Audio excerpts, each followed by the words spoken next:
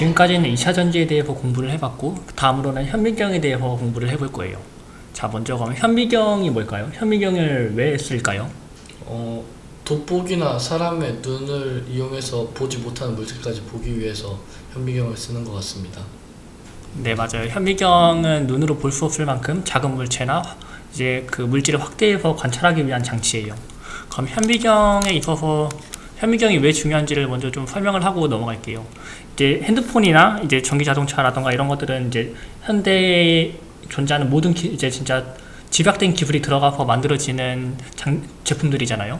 그래서 이제 그런 제품들을 만들 때 사용되는 게 이론을 이제 사람 머리에 빗대시고, 그 다음에 현미경을 우리 눈에 이제 빗댈 수 있고, 그리고 이제 폰은 이제 여러 장비들이 그 제품을 제작하는 것을 빗댈 수가 있어요. 근데 이제 이제 자기가 생각을 해가지고 어떤 제품을 제작을 했는데 이게 너무 미세해서 잘 만들어졌는지 안 만들어졌는지 볼 수가 없어요. 그러면은 이제 문제가 있더라도 수정을 못 하겠죠. 그래서 이제 그런 것들을 보기 위해서는 현미경이 매우 중요해요. 그러면 현미경에 있어서 이제 제일 중요한 거는 분해능인데, 먼저 여기 앞에 보시는 것 중에 혹시 이 점을 두 개로 분간이 가능하시나요? 아니요. 이건 저도 분간이 안 되는 것 같아요. 그러면 중간에 있는 거는 어때요? 분간이 돼요. 살짝 겹쳐져 있는 것 같긴 한데. 네, 맞아요. 분간이 되는 것 같기도 하고 안 되는 것 같기도 하고 중간에 살짝 약간 좀 경계가 있죠. 하지만 그 세 번째 사진을 보시면 어떤가요? 확실히 분리가 돼 있어요. 맞아요. 이거는 이제 구분이 가능하죠. 그래서 분해능이란 이제 서로 떨어져 있는 두 물체를 구별할 수 있는 능력이라고 해요. 그러면 사람의 눈은 얼마나 작은 물체까지 이제 분간이 가능할까요? 일단 머리카락 정도 크기까지는 구분을 할 수 있어요. 맞아요. 머리카락이 한 150 마이크로 정도 되는 걸로 알고 있어요.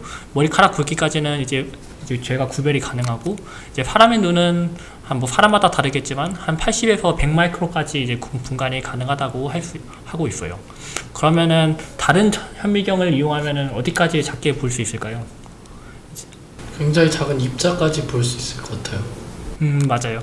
이제 현미경 중에도 여러 종류의 현미경이 있지만 투과 전자 현미경이라는 것이 있는데, 그 현미경을 사용하면은 원자 레벨까지 저희가 들여다볼 수 있어요. 원자 단위까지 들여다본다는 게 얼마나 대단한 건지 먼저 설명을 조금 해드릴게요. 여기 지금 노트북이 있고 여기는 또 지구가 있죠. 자, 노트북의 CPU가 어떻게 생겼는지 한번 보고 싶어요. 그러면 일단 먼저 노트북을 뜯어야겠죠. 뒷판을 뜯어가지고 여기 CPU가 있어요. 그 CPU를 이제 다시 또 손으로 이제 분해가지고 보면은 한 이렇게 생겼겠죠. 그러면 이 CPU가 안에 엄청 미세한 구조로 잘 되어 있을 거잖아요. 이제 그 안까지 한번 보고 싶어요. 이거를 봤더니 이런 형태로 되어 있어요. 근데 여기서 또 이런 검정색들 이런 것들은 또 잘 안 보이죠. 여기까지 확대를 해보면은 이제 이렇게 생겼어요. 지금 여기 있는 점 같은 것들이 보이시나요? 하얀색 점 같은 것들이. 이 하얀색 점 같은 것들이 이제 원자예요. 원자는 이제 수십 피코미터로 이제 크기로 되어 있죠. 이게 얼마나 대단한 거냐면은 혹시 우리 지구 밖에서 우리가 만약에 우주로 간 다음에 지구에는 신문을 읽을 수 있을까요? 아니요. 없을 것 같아요. 네. 근데 방금 보여드린 이제 이 노트북에서 이런 구조의 원자까지 본다는 것은 지구 밖에서 우주에서 신문을 읽는다는 것이 가능한 정도의 배율이에요. 그러면 이거를 해가지고 어디다 사용할 수 있는지를 제가 조금 설명을 드릴게요. 여러분 사용하시는 핸드폰 배터리 있죠? 핸드폰 배터리는 이제 분해를 해가지고 이렇게 보면은 아까 말씀드렸듯이 양극과 분막, 음극으로 나눠져 있어요. 근데 약간 연구자들이 연구를 하다가 핸드폰 배터리가 너무 빨리 이제 닿는 것 같아요. 그래서 이제 얘가 뭐가 문제인지를 조금 알아보려고 이제 현미경으로 관찰을 시도했어요. 그래서 봤더니 이제 빨간색으로 보이는 게 음극인데, 지금 여기서 빨간색으로 보시는 게 지금 현재 제일 많이 연구되고 있는 음극에 있는 물질인데, 보시면은 입자가 어떻게 되는 걸로 보이시나요? 입자가 맨 처음에 원형이었죠. 분리되거나 무너지는 것처럼 맞아요. 입자가 갑자기 크기가 커져더니 갑자기 막 깨지고 있어요, 혼자서. 그리고 파란색에 있는 거 양극인데, 양극에 있는 거를 이제 원자 단위 레벨에서 이제 막 쳐다보고 있어요. 근데 지금 이 양극에서 보는 게 원래 이렇게 층상 구조로 막 되어 있었는데 갑자기 어떻게 된 것 같은가요? 약간 라인이 이렇게 미러로 되어 약간 조금 서로 쳐다보는 것 같이 미러로 되어 있죠.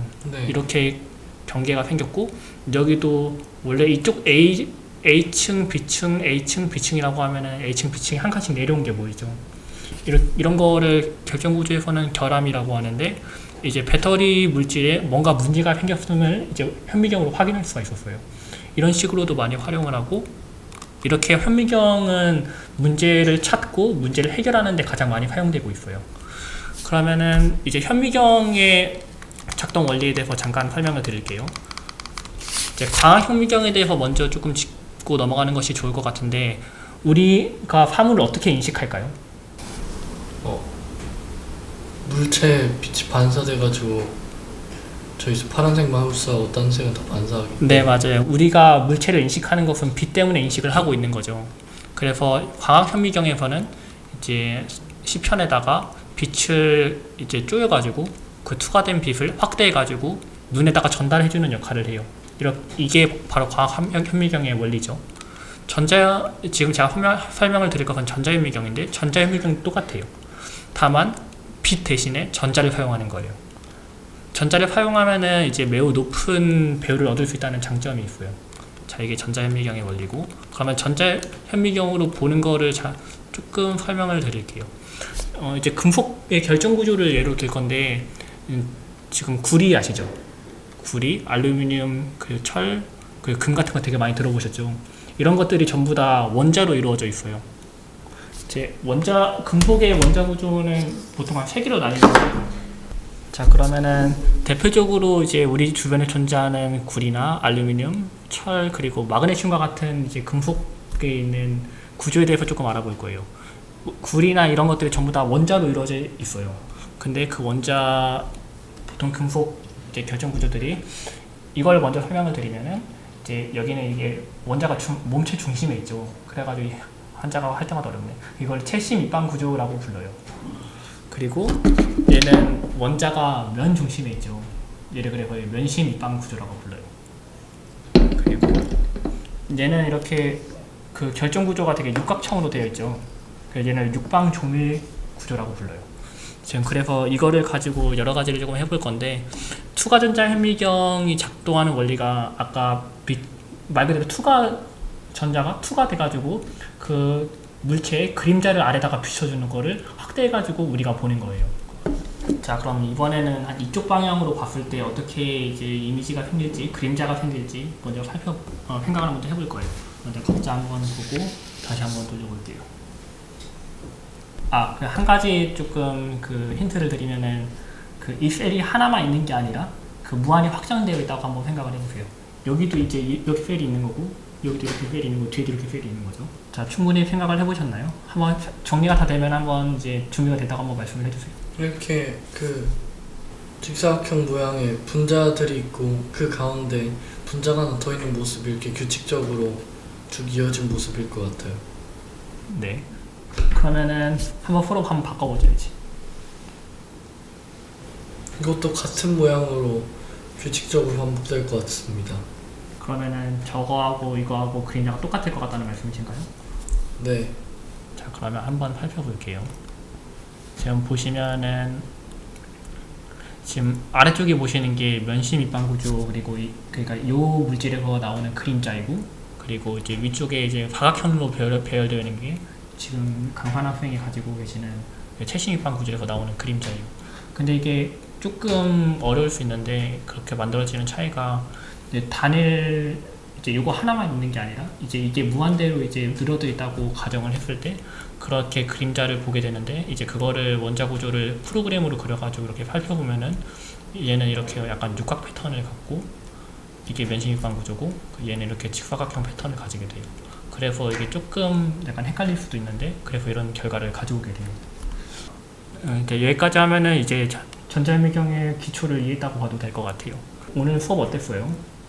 저는 현미경의 종류가 하나만 있는 줄 알았는데 전자현미경과 광학현미경이 있다는 걸 알게 돼서 좋았던 것 같아요. 강산 학생은 오늘 했던 것 중에 어떤 게 그 좀 재미있었나요? 저는 현미경이 되게 어려웠지만 그래도 금속 결정 구조를 어떻게 금속 결정 구조 그림자를 어떻게 해서 관찰할 수 있는지에 대해서 공부할 수 있어서 좋았던 것 같아요.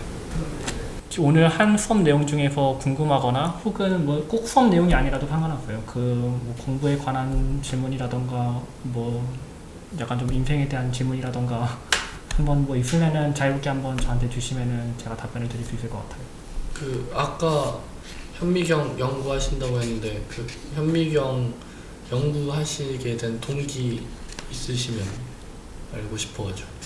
저는 솔직히 말씀을 드리자면 저는 현미경보다는 2차 전지에 더 관심이 있었어요. 대학교 시절부터 이제 저는 그때 이제 핸드폰이나 노트북을 이제 사가지고 이제 쓰는 거를 되게 좋아했었거든요. 그러다 보니까 기계도 자주 바꾸고 있었는데, 근데 쓸 때마다 제가 많이 불편했던 게 이제 배터리가 자꾸 너무 빨리 닳고 저는 하루 종일 사용하고 싶은데 계속 충전해야 되고 이런 게 되게 많이 불편했거든요.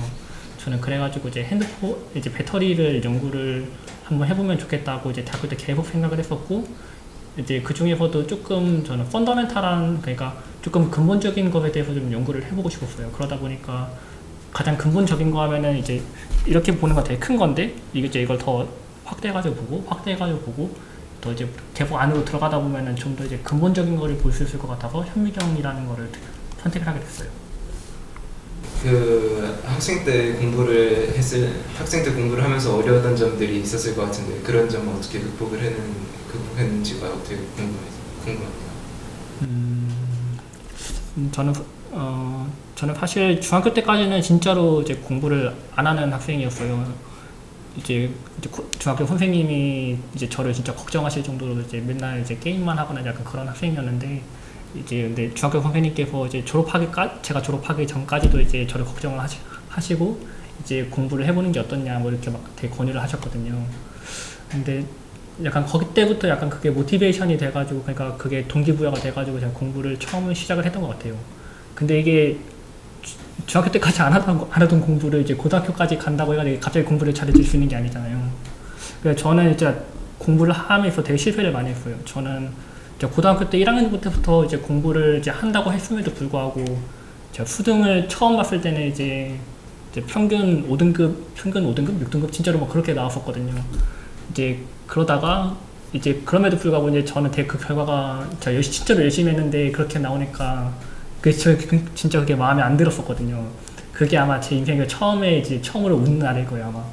그 이후에 이제 근데 제가 결과를 이제 너무 받아들이기가 싫어가지고 재수를 했고, 뭐 그래서 이제 결과적으로는 진짜 엄청 치열하게 해가지고 이제 결국에는 그나마 좀 괜찮은 대학교도 들어가고 또 그 안에서도 열심히 해가지고 제가 지금 한국과학기술원에 와 있을 수 있었던 것 같아요.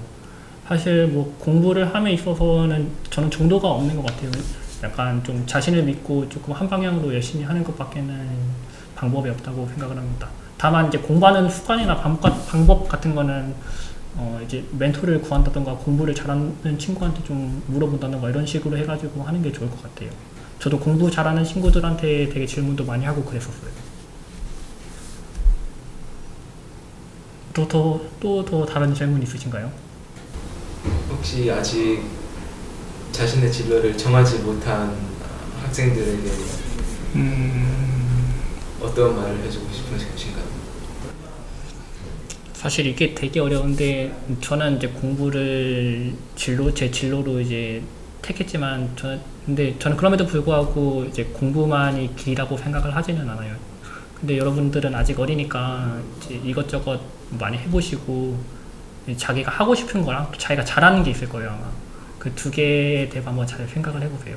근데 제가 말씀드리고 싶은 거는 저는 뭐 공부를 해가지고 여기까지 왔지만 공부가 무조건 답은 아니라고 저는 생각해요. 자, 그러면은 이제 오늘 한국연구재단과 함께한 이동과학 교실을 마치도록 하겠습니다. 감사합니다.